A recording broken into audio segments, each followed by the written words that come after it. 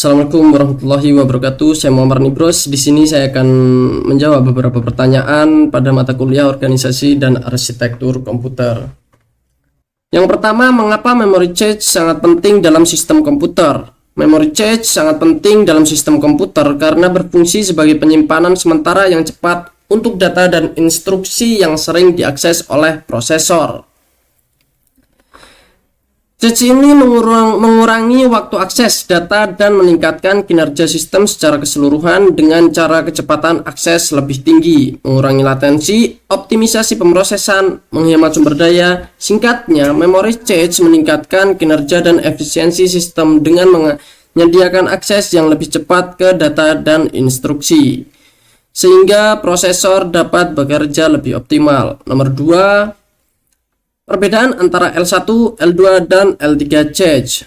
L1 cache terletak paling dekat dengan inti prosesor atau CPU core. Kecepatan L1 cache adalah yang tercepat di antara semua cache karena sangat dekat dengan inti prosesor.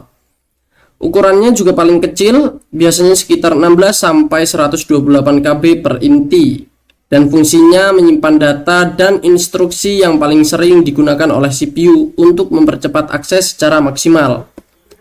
Lalu ada L2 cache yang terletak dengan inti prosesor tetapi sedikit lebih jauh daripada L1 cache.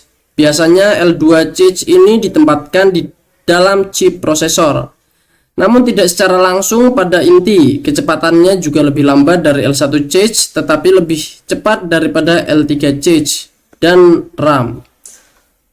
Ukurannya lebih besar dari L1, biasanya sekitar 256 KB hingga beberapa MB per inti, dan fungsinya juga menyimpan data dan instruksi yang tidak ditangani oleh L1 cache.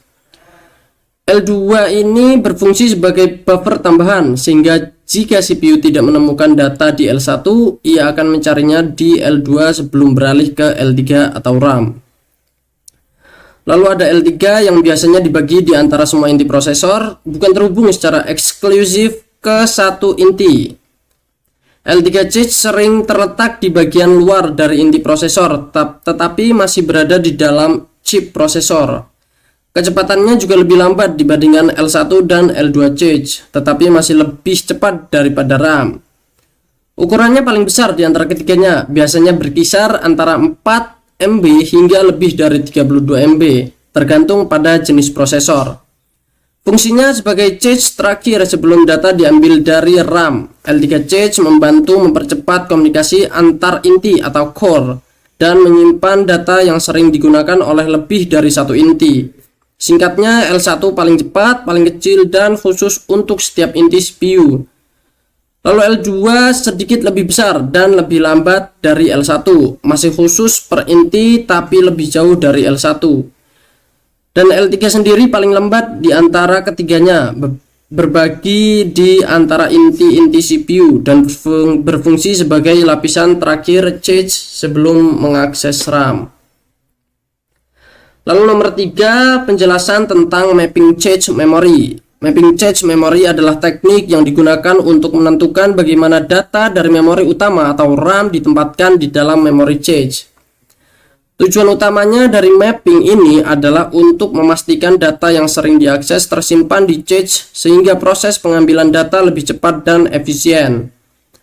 Ada 3 metode utama dalam mapping cache, antara lain dari direct mapping atau singkatnya setiap blok memori utama dipetakan ke lokasi tertentu di cache. Sederhananya tapi rentan terhadap konflik jika beberapa blok memori bersaing untuk tempat yang sama. Lalu ada fully associative mapping atau blok memori yang dapat dipetakan ke lokasi mana saja di cache, sehingga lebih fleksibel tetapi lebih kompleks dan mahal.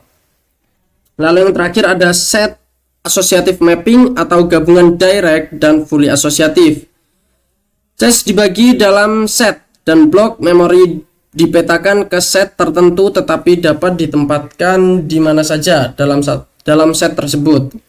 Ini menawarkan fleksibilitas dengan biaya dan kompleksitas moderat. Lalu soal nomor 4, penjelasan tentang algoritma penggantian cache memory. Algoritma penggantian cache memori digunakan untuk menentukan blok mana yang akan digantikan ketika cache penuh dan ada data baru yang perlu dimasukkan. Beberapa algoritma penggantian yang umum digunakan adalah LRU atau Least Recently Used, pengganti blok yang paling lama tidak digunakan, efektif tapi kompleks. Lalu ada yang kedua ada FIFO atau First In First Out, mengganti blok yang pertama kali masuk, sederhana tapi kurang efisien.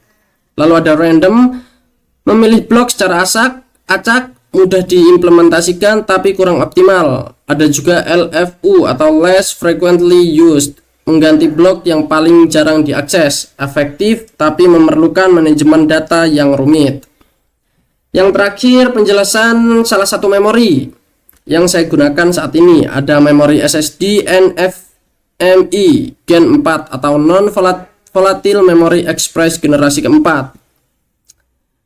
Memori ini adalah jenis penyimpanan Solid State Drive atau SSD yang menggunakan antarmuka NVMe dan memanfaatkan jalur PCIe atau Peripheral Component Interconnect Express generasi keempat. Keunggulannya performa yang lebih tinggi dan kompatibilitas. Itu saja beberapa pertanyaan yang saya jawab. Kurang lebihnya mohon maaf. Saya Muhammad Nibros. Wassalamualaikum warahmatullahi wabarakatuh.